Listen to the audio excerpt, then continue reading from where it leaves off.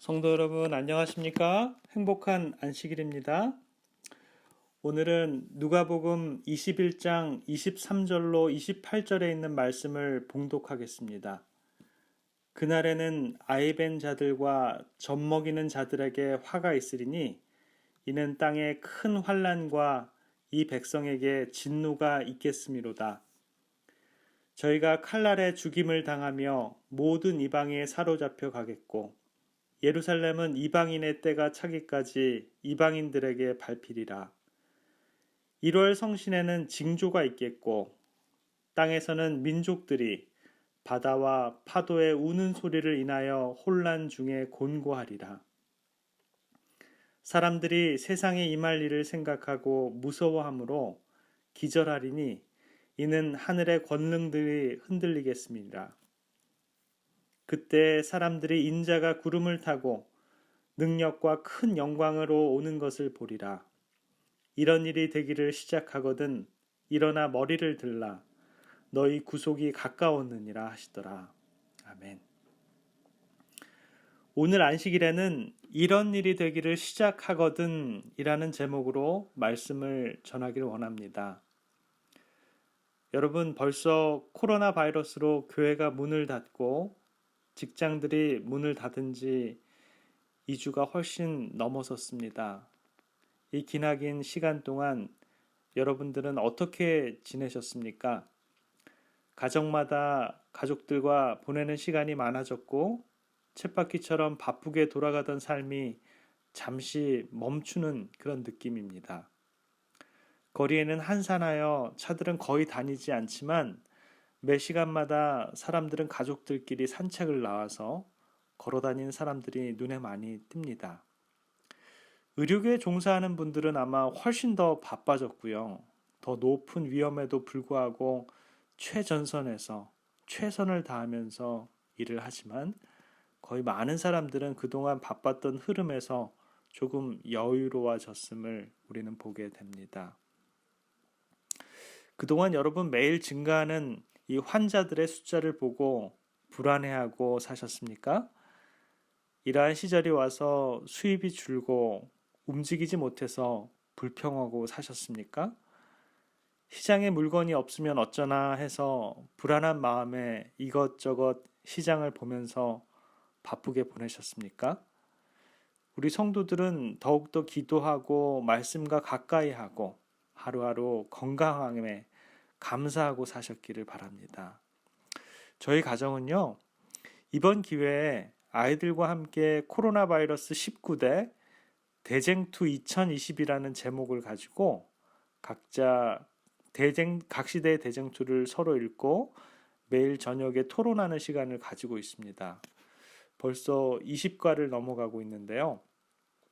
아이들에게 이 세상의 이 선악간의 대쟁투와 믿음의 노독들의 행보를 보면서 은혜를 많이 받고 있습니다.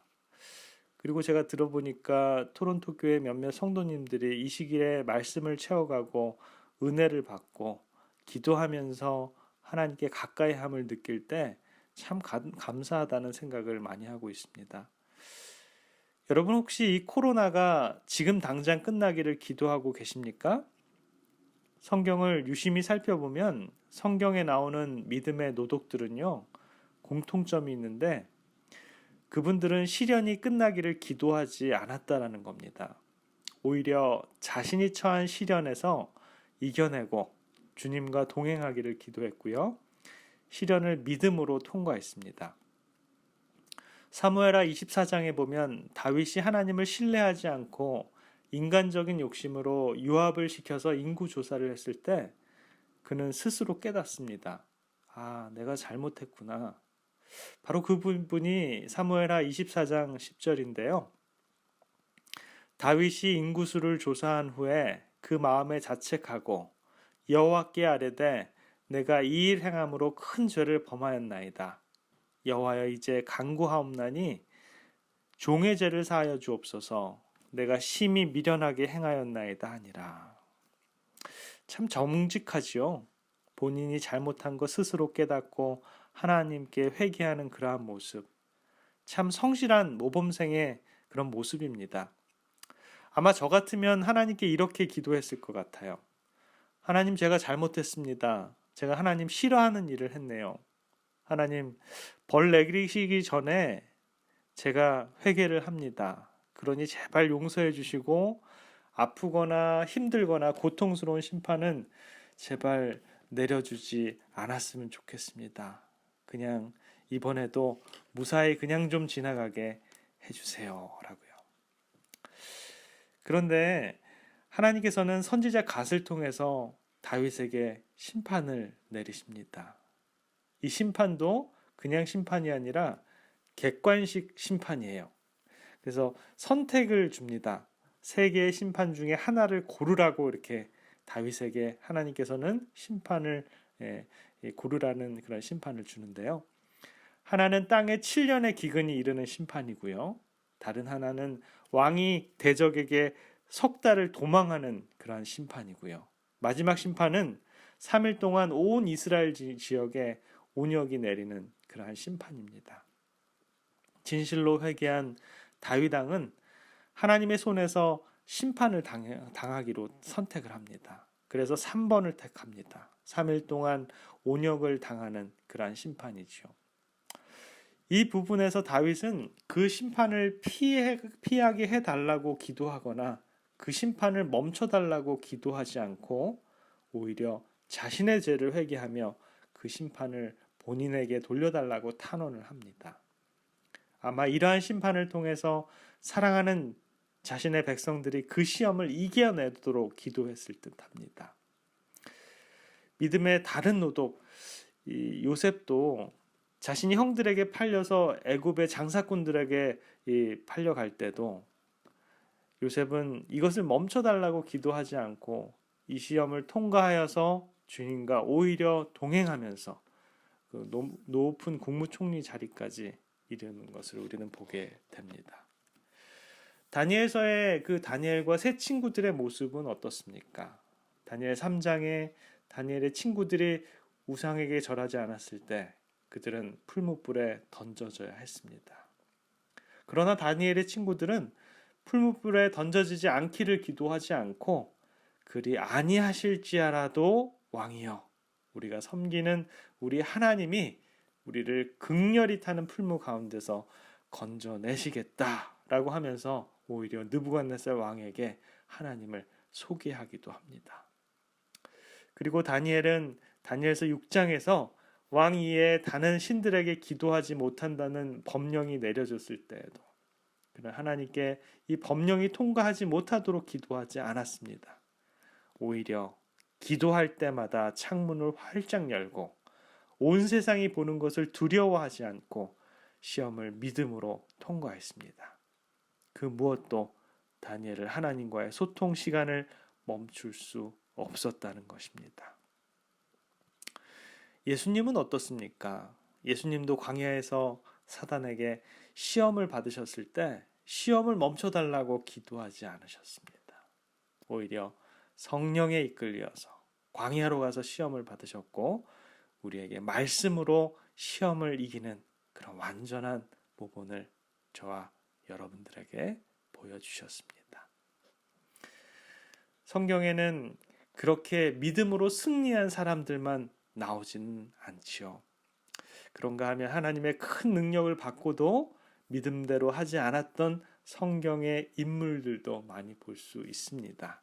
그 대표적인 예가 바로 삼손이지요. 삼손이 그랬습니다.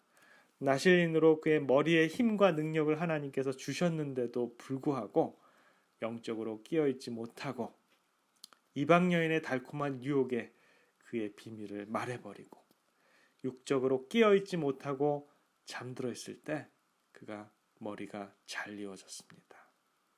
삼손이 잠이 깨었을 때 그는 전과 같이 블레셋 사람들을 치려고 하였으나 그가 깊은 잠을 자고 있을 때 여호와께서 이미 그를 떠나신 것을 우리는 알고 있습니다. 또 다른 사람 유다는 어떻습니까? 복음교육자 413페이지 이하에 보면 이런 글이 있습니다. 주 예수께서 유다와 베드로를 자기와 연결을 맺게 하신 것은 그들의 성품 가운데 결함이 있기 때문이 아니었다. 그러나 그들의 많은 결점에도 불구하고 그들과 친교를 맺으신 것은 그들이 그리스도의 학교에서 마음의 온유와 겸손을 배우고 주의 동역자가 되게 하시기 위함이었다.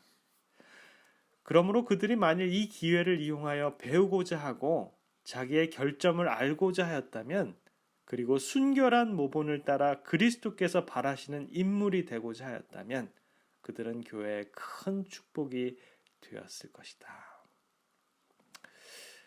이 복음교육자 413페이지에 있는 말씀은 참 좋은 말씀인 것 같아요. 여러분 깊이 한번 새기시기 바랍니다. 유다와 베드로 둘 다 장점과 단점의 소유자였다고 합니다. 둘 다 예수님께서 마음의 온유와 겸손을 배우고 주의 동력자가 되기를 깊이 원하셨다라고 이렇게 했는데, 결국에는 그들의 운명을 보면 유다는 타락해서 주님을 파는 자가 되었고요. 베드로는 실패를 거듭했지만 거듭나서 큰 인물이 됨을 우리는 볼 수 있습니다. 저와 여러분들도 여기 유다와 베드로 이름을 빼고 저와 여러분들의 이름을 넣어서 한번 이 글을 읽어보시기 바랍니다. 우리가 그리스도의 학교에서 마음의 온유와 겸손을 배우고 주의 동역자가 되게 하시기 위함이었다. 그러므로 만일 우리가 이 기회를 이용해서 배우고자 하고 자기의 결점을 알고자 했다면, 그리고 순결한 모본을 따라 그리스도께서 바라시는 인물이 되고자 하였다면 우리는 교회의 큰 축복이 될 것이다. 저와 여러분들이 교회의 큰 축복이 되는 그러한 인물들이 되시길 바라겠습니다. 그러나 유다는 그에게 이르러 오는 시험을 이기지 못했습니다. 유다는 그것을 위해서 기도하지도 못했습니다. 유다가 시험으로 인해서 넘어졌을 때 주님을 바라보고 회개하고 용서해달라고 매달리지 않고요. 오히려 결과가 무서워서 피하려고 목숨까지 끊는 그러한 죄악을 범하게 되는 것이죠. 참으로 아쉽습니다. 아브라함은 어땠습니까? 아브라함은 믿음의 노독이고 하나님의 참으로 사랑하신 그런 사람입니다. 하지만 그의 실수를 보게 되면요, 창세기 12장과 20장에 자신과 아내 사라가 아주 나약한 인간적인 모습을 보이는데요. 그들이 애굽을 지나갈 때, 또 그랄 왕 아비멜렉을 지날 때 시험이 오기도 전에 두려워서 인간적인 생각으로 스스로 시험을 멈추려고 인간적인 계획으로 뭐라 그럽니까? 자신의 아내를 자신의 누이라고 속이다가 자신의 아내 사라가 이국왕에게 빼앗길 뻔까지도 했습니다. 믿음의 노독 아브라함도 시험이 두려워서 피하려고 한 아주 믿음이 없는 나약한 인간적인 모습을 보여준 신뢰입니다. 저와 여러분들이 이러한 인간적인 모습을 보일 것이 아니라 그것들을 다 하나님께 맡기고 믿음으로 승리하는 우리들의 삶이 되길 바랍니다.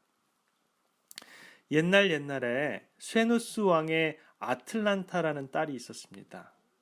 그녀는 참 예뻤다고 합니다. 그녀가 너무 아름다운 아카디아 소년이었으므로 그녀에게 결혼을 하려고 하는 구혼자가 참 많았다라고 합니다. 그런데 그녀는 결코 결혼을 하기를 원하지 않았어요. 그녀에게는 아주 특별한 재주가 하나 있었는데 어느 누구보다도 빨리 뛸 수 있는 그러한 재능이 있었습니다. 그래서 그녀가 워낙 빨리 뛰므로 구원을 하러 오는 사람마다 자기와 달리기 시합을 하자라고 이렇게 제안을 하곤 했었습니다. 그런데 조건이 있었는데요.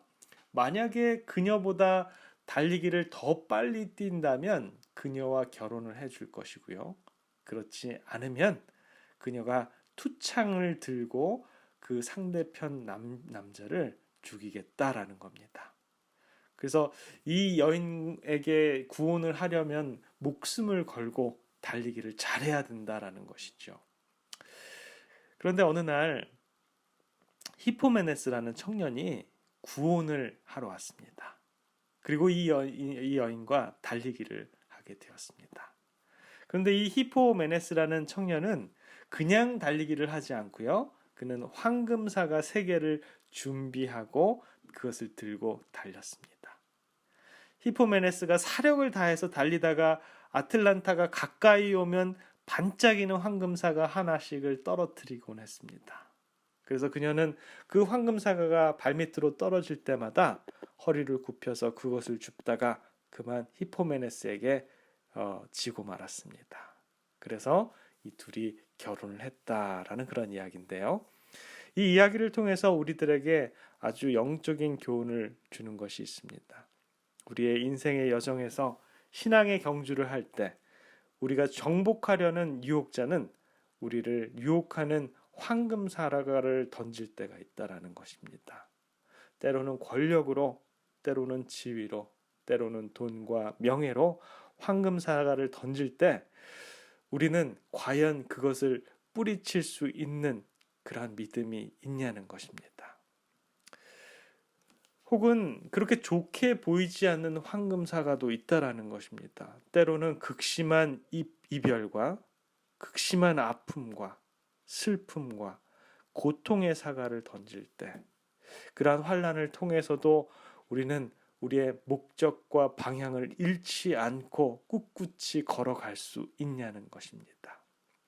우리가 땅을 보지 말고 하늘을 보며 세상 것을 보지 말고 십자가만 바라볼 때 이 모든 유혹을 이길 수 있지 않을까라는 생각을 해봅니다.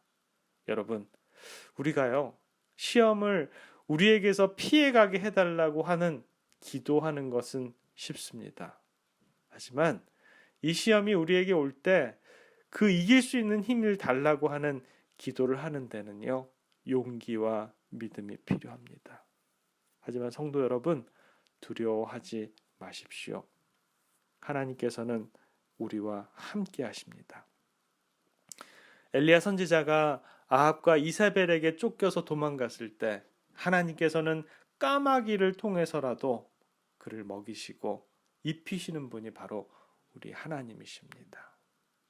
다니엘의 세 친구들이 풀무불에 던져지는 상황에서도 그리 아니하실지라도 라는 믿음의 담대한 믿음으로 하나님께서 이 시험에 함께 하시기를 기도했을 때 하나님께서는 친히 그 풀무불에 같이 들어가셔서 그들과 함께 계셨습니다.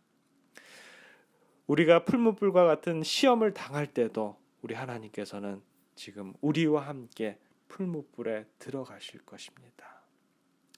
이스라엘 백성들이 광야 생활의 시험을 당할 때 하나님께서는 그들에게 낮에는 구름 기둥으로 밤에는 불 기둥으로 인도하시며 그 백성들 앞에서 떠나지 아니하셨습니다. 하나님께서 우리가 시험을 통과할 때에도 그러한 영적인 구름과 불 기둥으로 저와 여러분들과 함께 하실 것입니다. 그 부분이요 출애굽기 13장 22절의 성경 주석에 나와 있습니다. 제가 읽겠습니다. 생애 어떤 경험 가운데서도 하나님은 떠나지 않는다. 그분은 기쁨과 성공의 밝은 낮뿐만 아니라 고통과 실망의 가장 어두운 밤에도 함께한다. 이 말씀이 너무 좋은 것 같습니다. 생애의 어떤 경험 가운데서도 하나님은 떠나지 않는다. 그분은 기쁨과 성공의 밝은 낮뿐만 아니라 고통과 실망의 가장 어두운 밤에서도 함께한다 라고 합니다.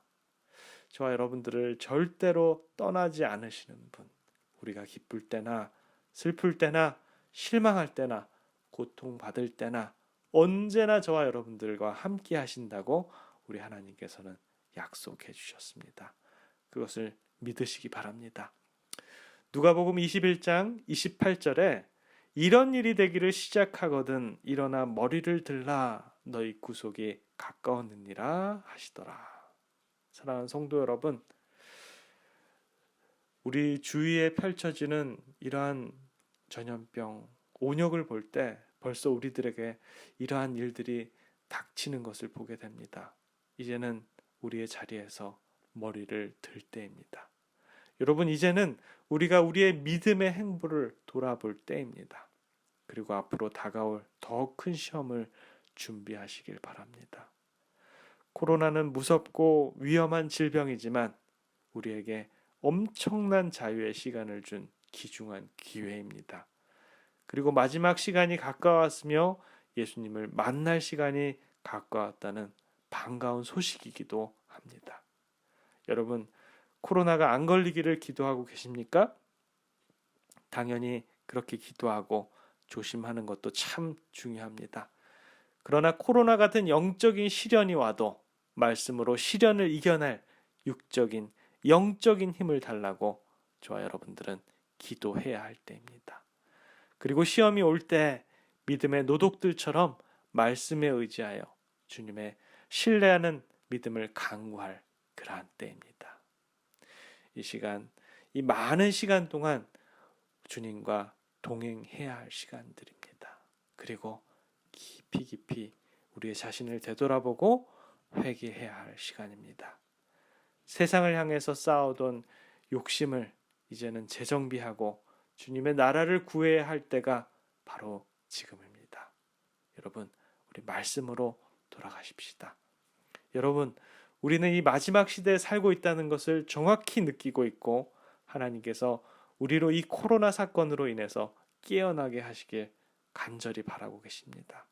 사랑하는 성도 여러분, 우리 이제는 말씀으로 돌아갑시다. 기도하겠습니다.